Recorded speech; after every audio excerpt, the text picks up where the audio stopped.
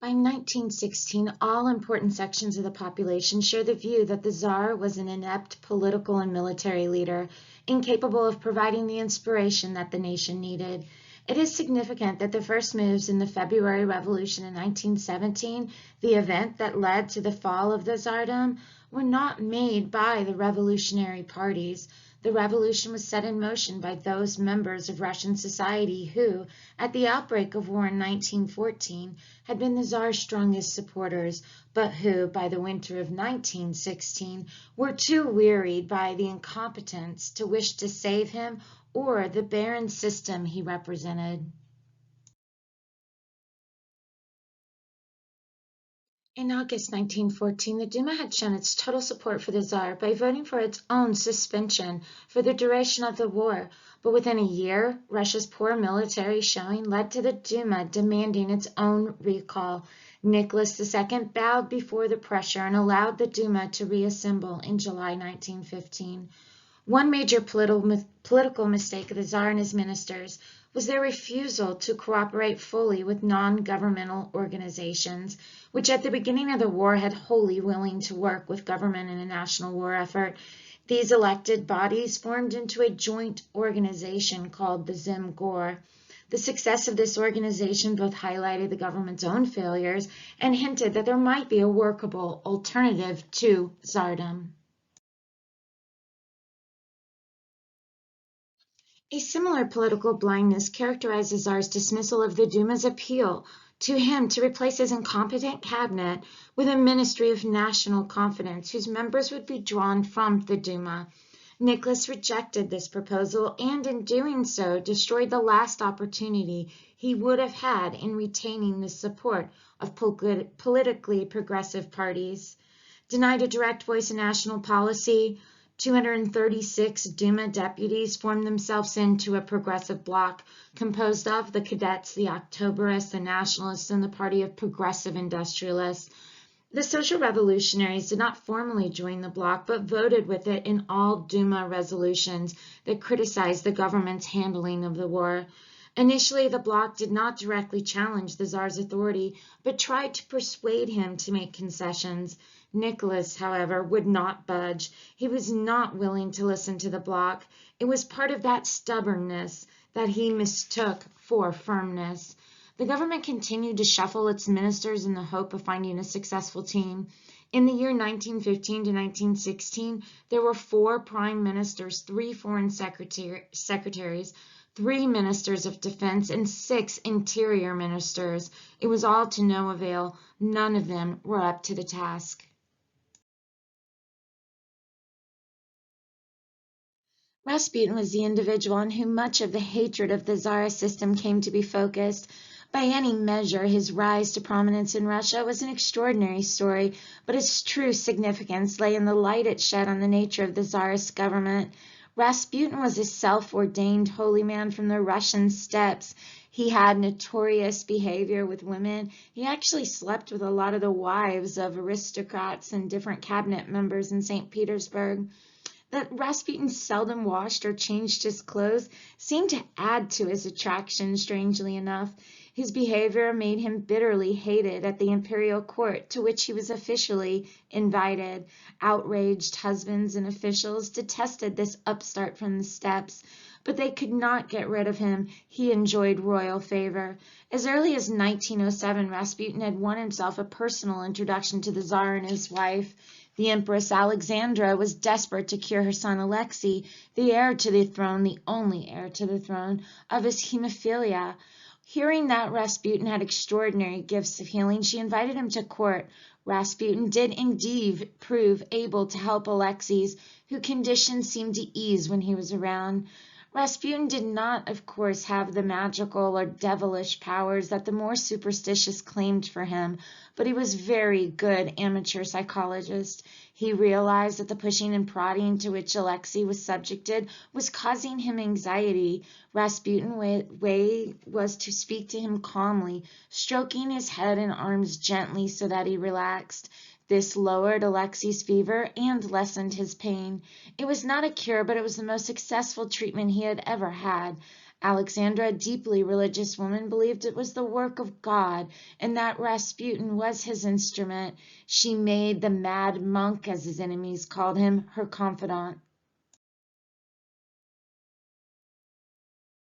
Scandal inevitably followed. Alexandra's German nationality had made her suspect and unpopular since the outbreak of war, but she had tried to ride out this storm. Since Nicholas was away at military headquarters for long periods after 1915, Alexandra and Rasputin effectively became the government of Russia.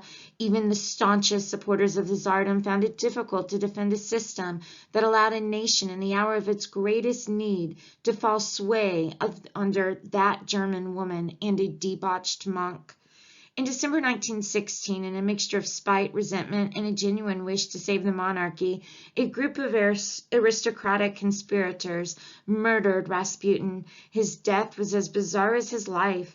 Poisoned with arsenic, shot at point-blank range, battered over the head with a steel bar, he was still alive when he was thrown into the river and drowned.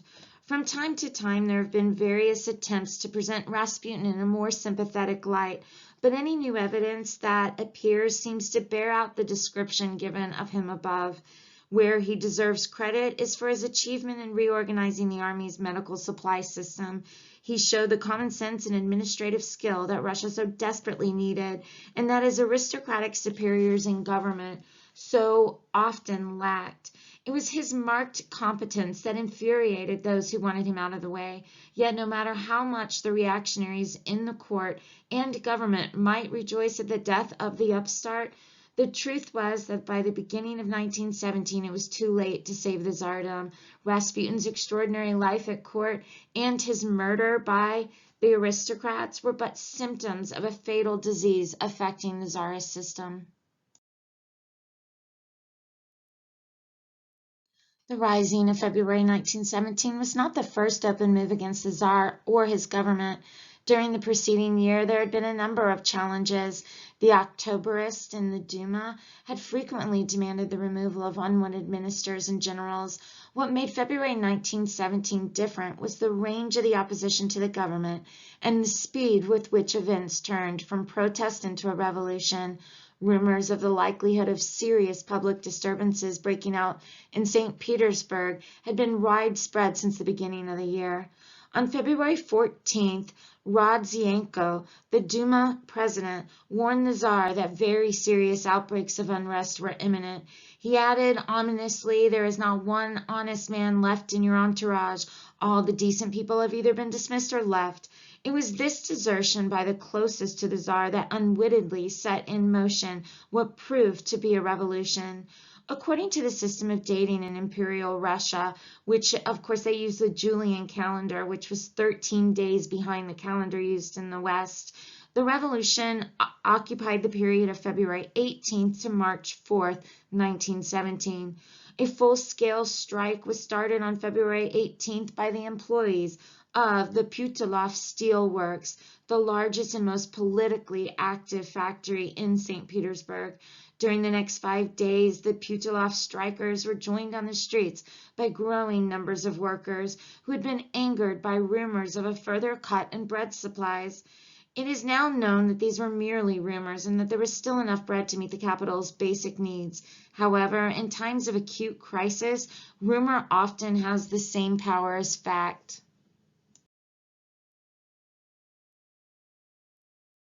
February 23rd happened to be International Women's Day. This brought thousands of women onto the streets to join the protesters in demanding food and an end to the war. By February 25th, St. Petersburg was paralyzed by a citywide strike. Factories were occupied, and attempts by the authorities to disperse the workers were hampered by growing sympathy among the police for the demonstrators. There was a great deal of confusion and little clear direction at the top. Events that were later seen as having had major political significance took place in an atmosphere in which political protests were indistinguishable from the general outcry against food shortages and the miseries brought by war. The Tsar, at his military headquarters over 400 miles away, relied for news largely on letters received from the Tsarina, who was still in the capital. When he learned from her about the disturbances, Nicholas ordered the commander of St. Petersburg garrison, General Kobylov, to restore order. Kobylov cabled back that, with various contingents of the police and militia either fighting each other or joining the protests, and his own garrison troops disobeying orders, the situation was uncontrollable. Faced with a near hopeless situation, Rodozienko, on behalf of the Duma, informed the Tsar that only a major concession on the government's part offered any hope of preserving the imperial power. Nicholas, again with the occasional stubbornness that he mistook for decisiveness, then ordered the Duma to dissolve. It did so formally as an assembly, but a group of 12 members disobeyed the order and remained in session as a provincial committee.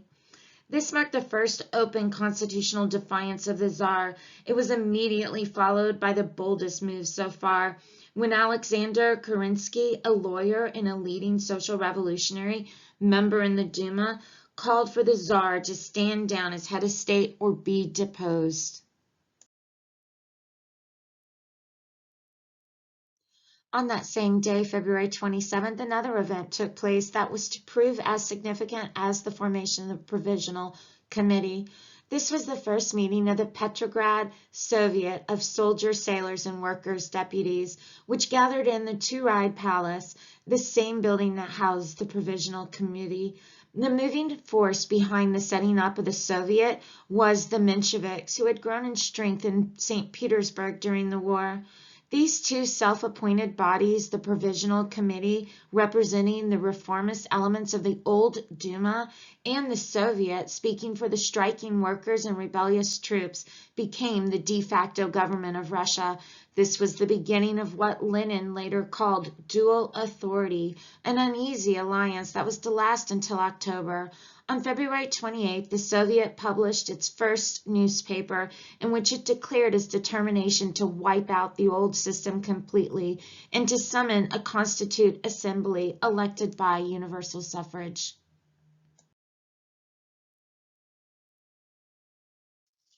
The remaining ministers in the Tsar's cabinet were not prepared to face the growing storm. They used a pretext of electricity failure to leave. Radziwiłł, who up to this point had struggled to remain loyal to the official government, advised Nicholas that only his abdication could save the Russian monarchy. On February 28th, Nicholas decided to return to St. Petersburg, but he was stopped about 100 miles from it by the military.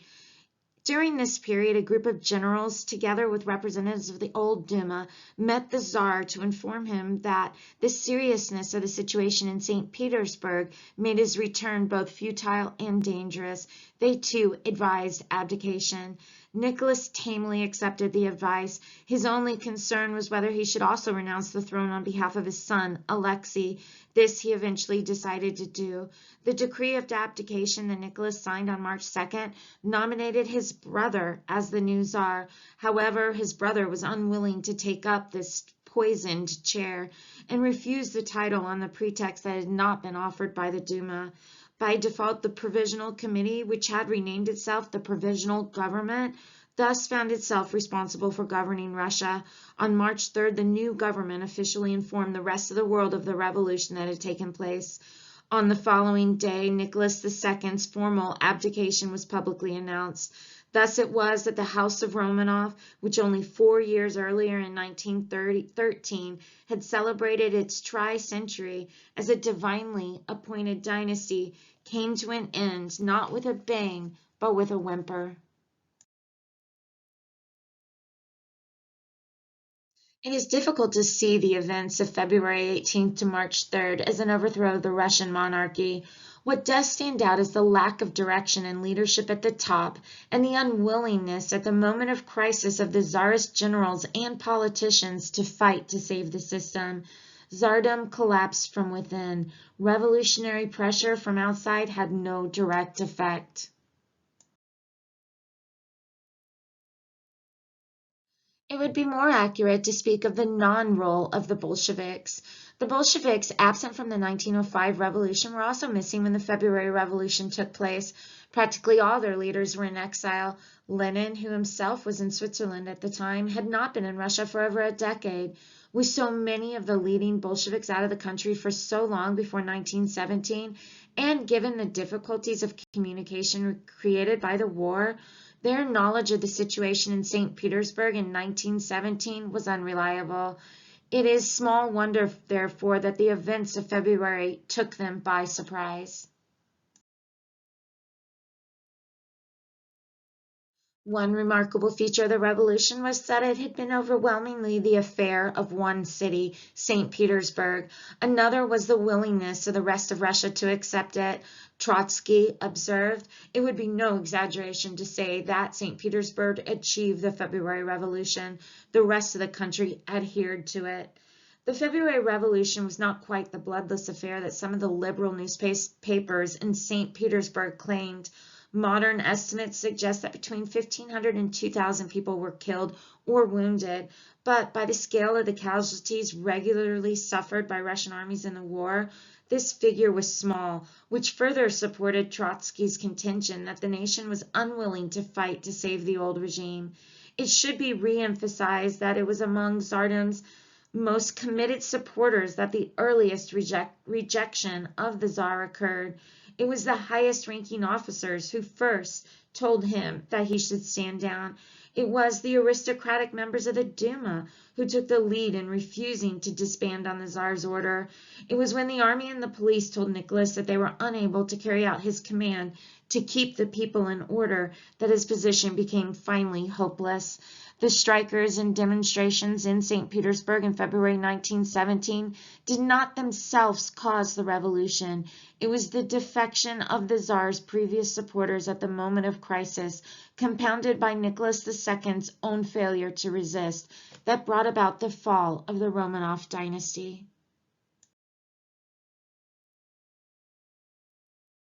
Lenin once observed that a true revolution can only occur when certain preconditions exist. One essential is that the ruling power loses the will to survive. Some time before he formally abdicated, Nicholas had given up the fight. It was not the fact, but the speed and completeness of the collapse of the Tsardom in February 1917 that was so remarkable. What destroyed Tsardom was the length of the war. A short war, even if unsuccessful, might have been bearable, as Russia's defeat by Japan 12 years earlier had shown. But the cumulative effect of the prolonged struggle proved overwhelming. Deaths and casualties by the million, soaring inflation, a dislocated communication system, hunger, deprivation, all presided over by a series of increasingly bewildered and ineffectual ministries under an incompetent Tsar. These were the lot of the Russian people between 1914 and 1917. The consequence was a loss of morale and a sense of hopelessness that fatally undermined the once potent myth of the Tsar's God-given authority. By 1917, the Tsarist system had forfeited its claim to the loyalty of the Russian people.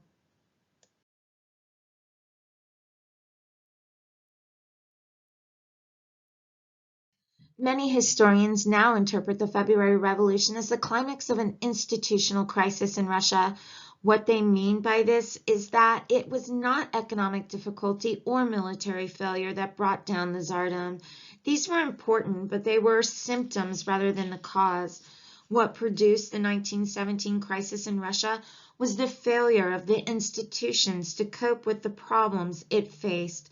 Norman Stone writes, Russia was not advanced enough to stand the strain of war, and the effort to do so plunged her economy into chaos.